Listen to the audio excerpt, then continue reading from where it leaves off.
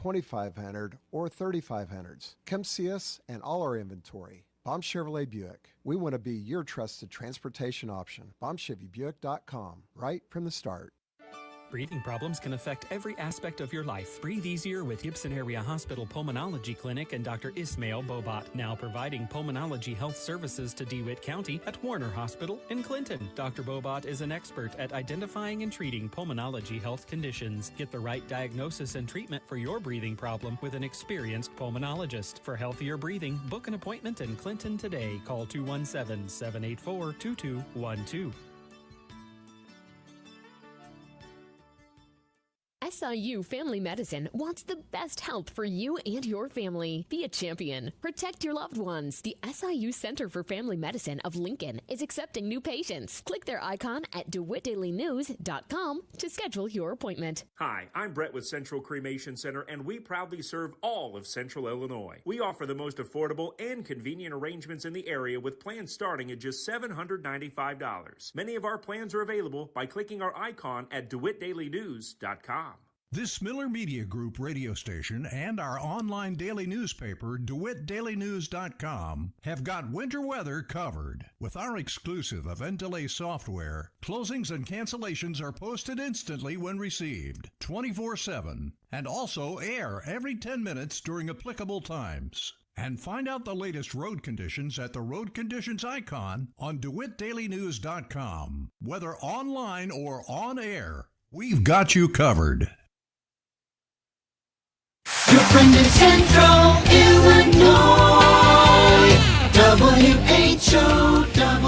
Top of the morning. Thanks for being with us. I'm your host today, Seth Lawrence. The WHOW Morning Show streams to Facebook and YouTube. Brought to you by Peterson Insurance, your Pekin Insurance agent in Clinton. Paul Skowron, CEO of Warner Hospital and Health Services, my guest in studio today. Good morning, Paul. How are you? Hey, Seth. Great. Good to hear. Thanks for coming out and talking with us. As always, gosh, we got a lot to dive into. Let's start with a couple of things coming up right around the corner for the hospital. First of all, blood drive tomorrow morning. Speak to that. Tomorrow morning from 7 a.m. to 11 a.m. And I feel like we didn't advertise this enough, but I am the first donor to the American Red Cross blood drive for tomorrow morning at 7 a.m. Mm-hmm. And I'm thinking, why am I looking forward to this? I get a free blood pressure check. Mm-hmm. So people should think about that. It's not that you're just doing something good for the community, but you get a free blood pressure check. They also stick your finger so you can see what your iron content is. Mm-hmm. So, of course, if your blood pressure is too high, they're going to say you can't donate. But I like it. I mean, I kind of trained for this. I look forward to trying to get the 120/80 blood pressure. Yeah. And I'm sure you've seen, we had the folks from the Kenny Fire Department. They have their Good Friday blood drive every year. And, one of the things that they tout with us over the last several years is that really giving blood is somewhat of a free physical in a lot of ways. Speak to that, right, Paul, from the healthcare side of it. That's exactly right. Beside the blood pressure check, there's the sort of the fat content in your blood, give you a little bit of a sense of the cholesterol, mm-hmm, the iron in your blood. And so if any of those things are flashing too high or out of range, they're going to say, please go see your doctor. Mm-hmm. That's something that people don't pay attention to too much. They feel like they have to go see their doctor to get a physical. And here you're getting sort of a free mini physical. You're right. Mm-hmm. Very good. So when is the blood drive? How do folks get signed up? How about some of those things, Paul? Yeah, it's Thursday morning at Warner Hospital and Health Services, and it's in the Family Medicine building. So it's real easy to walk in the front door. And it's from 7 a.m. to 11 a.m. All right, so come out and give blood. And I know there's like various types of various ways you can donate. There's the half unit, there's like a full unit, there's like the double reds. Is that going to be part of this? Yeah, you can do the stem cell, where they do the cell, all that kind of. You have to do that in advance because they have to prepare separately for that. Right, gotcha. Very good. So check that out tomorrow. So then you turn around and Friday's going to be a busy day in your parking lot because you've got the folks from the ISU audiology department coming for free hearing checks. That's How about actually this? The following Friday. Oh, that's April 4th? That's correct. Oh, okay. Sorry. Yeah, you're probably right. Yeah, you're the man in the know. You're probably right. So that's 1 to 3 on a Friday afternoon. And I was sure that I heard on your broadcast yesterday that it is You're April probably 4th. right. Okay, April 4th. That sounds right. That sounds right. Anyways, yep, April 4th. You're right. Good call. I'm sorry. I don't know why. Paul, time is a It's a blur. It's a blur. It's a weird construct in my head. You're right. Don't ever listen to what I have to say. All right, so April 4th, that's coming up. Speak to that partnership a little bit. So as I work with Dr. Joseph, who runs the ISU audiology program at Illinois State University, last year to organize this, and they focus as the young ladies that was on your station the other day said, they focus on rural locations. And so we worked on this to give the people in Clinton and DeWitt County an opportunity to get these free hearing checks. And they bring their equipment to our specialty clinic. And it's a great opportunity. We've had seniors in the community. We've had our employees sign up for it. And so it provides for actually a segue into our Gibson Area Hospital ENT physician in the specialty clinic. If there is anything that comes up, that is unusual, that you should be, they'll refer you to your ear, nose, and throat doctor for follow-up for your hearing aid services and so forth. So it's a great screening. Yeah. Well, one of the things Dr. Joseph talked about is how important getting that screening done for your hearing is, because your ears impact so many other areas of your body and its function and those sorts of things. It's connected to your sinuses and all these things, and you don't really realize there may be other underlying conditions, health conditions. Yeah, I had the craziest thing. I had fluid in my ears over the winter. Right. And I had just the worst sore throat. I had a runny nose, like just perpetual discomfort in my sinuses. And I thought I had an ear infection, and went in and it was just fluid, and they put me on a steroid and a antihistamine, and I was good to go. So it's excellent. But yeah, the ears impact so many things. As he was talking the other day, I was taken back to junior high school biology a little bit. Had forgotten some of those things. So, that's right. Yeah. So, anyways, so check that out. Again, the when and where on that, Paul. And do folks need an appointment? What does that look like? It's good to call our specialty clinic at Warner Hospital and make an appointment. However, you do not need an appointment. It's a free screening, and there between 1 and 3, there hasn't been enough people show up to actually require appointments yet. I'm hoping in the future that's the case. But will this be something they do more than just this time around? Yes, we're right now it's about every 6 months and we're hoping that if we get enough volume that there will be more opportunities in the future. Have they done this before? Yes. Oh, okay. I didn't realize that. Yes. I thought this would be the first time. The way they were Second talking. time. Second time. Okay. I don't know why. The way they were talking the other day, that I got the impression this was a first time thing. So, all right, very good. So that'll come up on April 4th. Listen to Paul, not me. And that is from 9 to 11? 1 to 3. 1 to 3, that's what it is. 1 p.m. to 3 p.m. Yep, your blood drive is till 11. So 7 a.m. to 11 is the blood drive tomorrow morning. You got a lot going on right now, Paul. How are you keeping up with all this? I don't know. Okay, so anything else on the calendar you want to talk about? Anything coming up with the hospital? Well, of course, there is the May... what do we got? May 15th? 15th, a Thursday? Yeah, that's the Thursday. That is the open house, the health fair. Mm-hmm. And that is tied into the specialty clinic opening on the west side that I sent you a picture this morning. So the interior has been done for months. The exterior was weather-related. Mm-hmm. All the concrete got poured. The heating elements in the concrete and so forth. But the facade, the scaffolding is out there right now. So the structure for the overhang that protects you during the weather, and the overhang that's going to have the sign installed that says specialty clinic as you're driving east on 1054 there. So that will be done by April 10th to the 15th, the construction of that. And that is important that it is ready for the health fair on May 15th. How is progress of that west side entrance going? It's going very well. They were talking about rain for like 5 days in a row, but so far the rain has been spotty this week, enough where the contractors are out there. Yeah. and yesterday the wind has been their biggest challenge. How about, Paul, back to that health fair coming back on May 15th? I know you mentioned this with us maybe last time before. That's a returning event. This used to be something that the hospital did year after year. Folks came out, learned about everything Warner Hospital. You invited folks from all over the place to be a part of this. How about the health fair one more time around? Yes, COVID put us out of sync, and so now we're looking to get back on track. And we're taking the opportunity with this health fair on May 15th to have an open house and highlight the expanded specialty clinic in the new entrance, as well as the new emergency room, and the doubling of the size of the emergency room and the capacity that we have now, and the volume has demonstrated that we needed that new capacity. Very good. So when it comes to the health fair this year, is there much in terms of like who's committed to come out, what you hope it looks like, anything? If the weather cooperates, we have booked the animals for the kids, so the farm animals, they can come out, and I think there's going to be some light local entertainment as well as free food. So if we get a good weather day, we already have 40 vendors registered to be at the health fair from outside the community and within the community. And you said it's in that new parking lot, right? That's correct. Yeah, that's going to be a great little showcase of everything you've done on that side of the hospital. That's right. That's fantastic. Excellent stuff.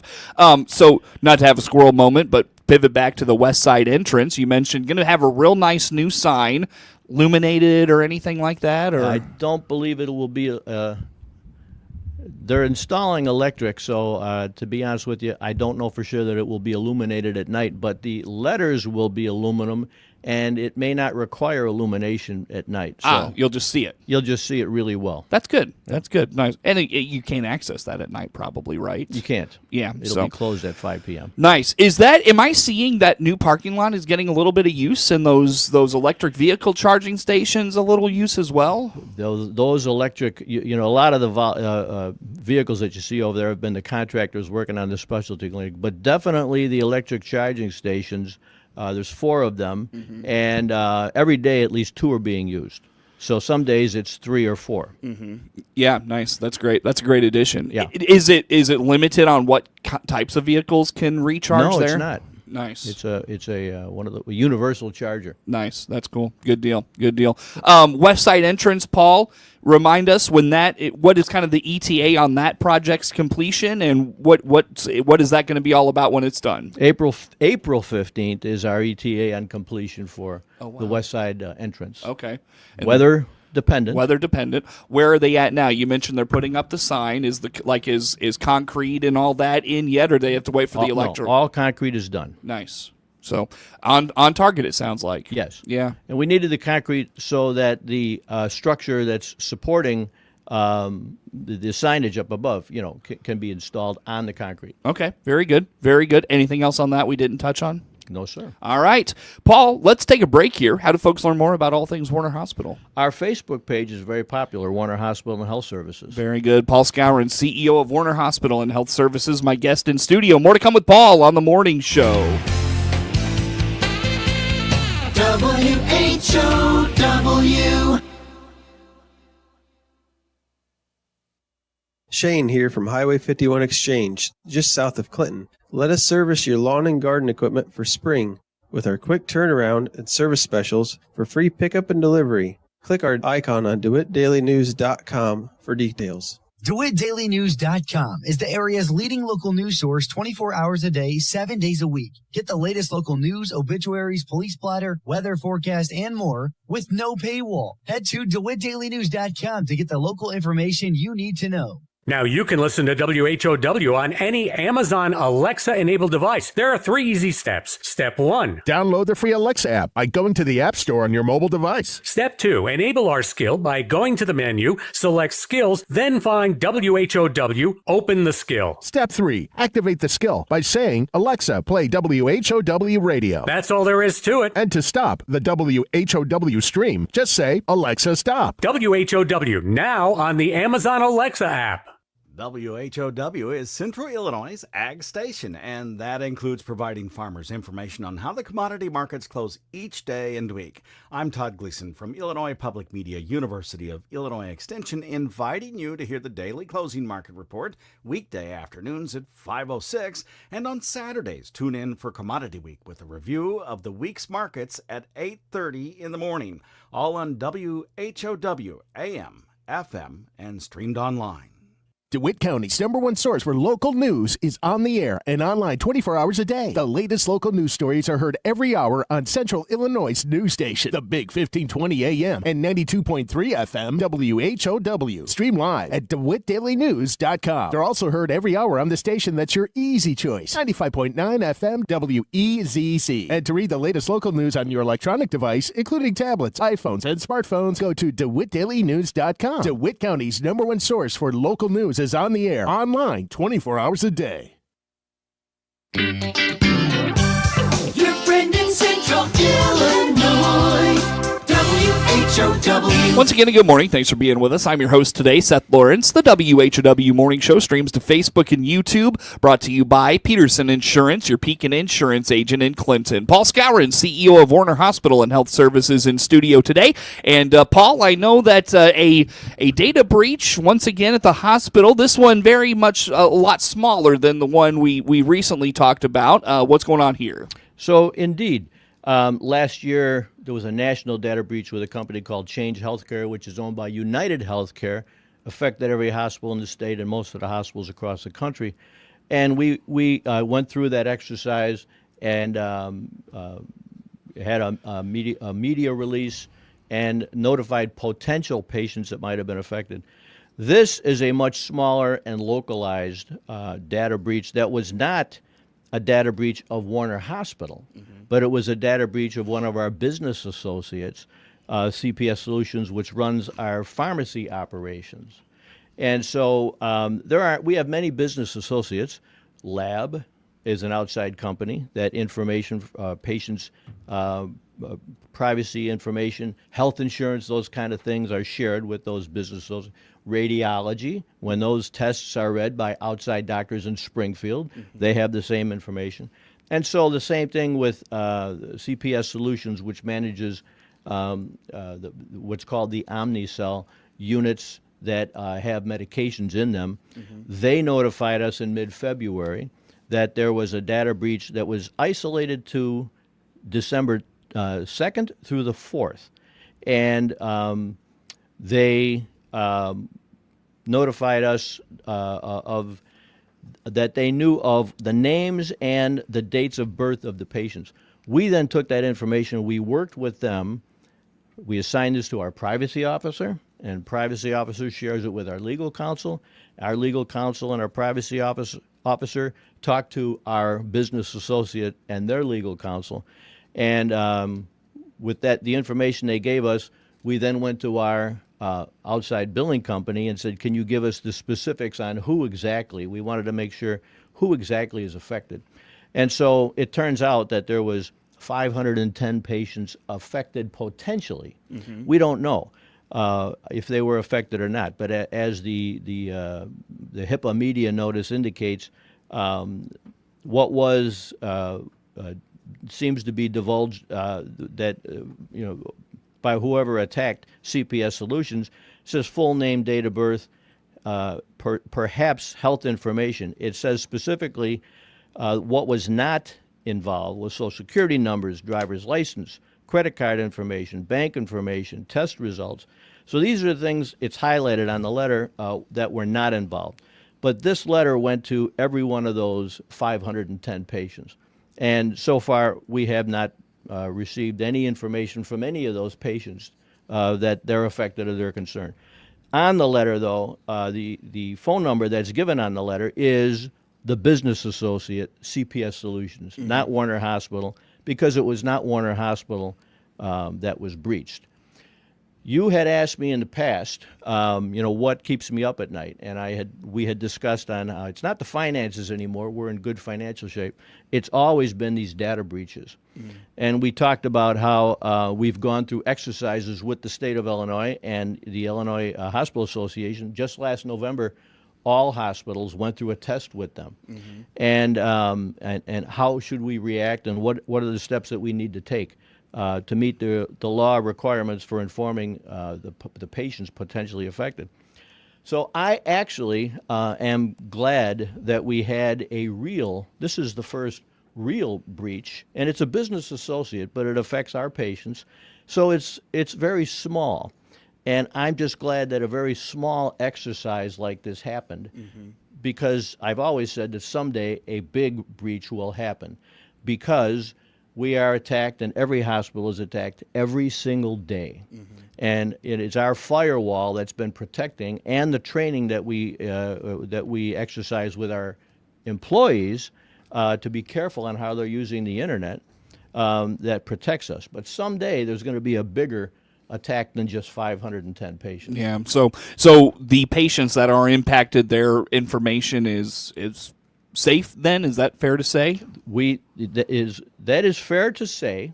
In what has happened in this particular breach. Okay. But we notify them because only they know. We're asking them to check, or the company, the business, CPS Solutions, is asking them to please check their bank statements, credit cards, to make sure, is anybody doing anything unauthorized? Okay. So that you can notify the company, and then they can address it with that particular patient as authorized by the law. Easy enough. Very good. Paul, let's dive into here this morning. I know budget has been will be put on file next week at the city council. How's the budget looking for the hospital? Yeah, the budget we're projecting a positive bottom line. And but we are being more conservative than usual this year because of the potential Medicaid reimbursement reductions coming out of Washington, D.C. in their effort to balance the budget. And in the past, the federal government has subsidized every state that's signed up for the Medicaid program to a certain extent, and it's been pretty well funded over the last few years. But the discussion of those states that have been giving health care to illegal immigrants, those kind of issues have given the support of the administration to say there may be fraud, waste, and abuse, but there also may be dollars spent that weren't required. And as a way to reduce the federal budget, Medicaid is definitely something they're going to focus on. So we're planning for, at best, no additional increases in Medicaid funding. There was at least inflationary increases the last few years. So at best. At worst, we're planning for 6-10% reduction. We don't know. But we're being conservative with our budget to plan for that. Paul, always good to talk to you, man. Appreciate you coming out. Thanks, Seth. Yep, for sure. Paul Skowron, CEO of Warner Hospital and Health Services, our guest in studio today. The morning show streams to Facebook and YouTube, brought to you by Peterson Insurance, your Pekin Insurance agent in Clinton. Network news on the way on the morning show.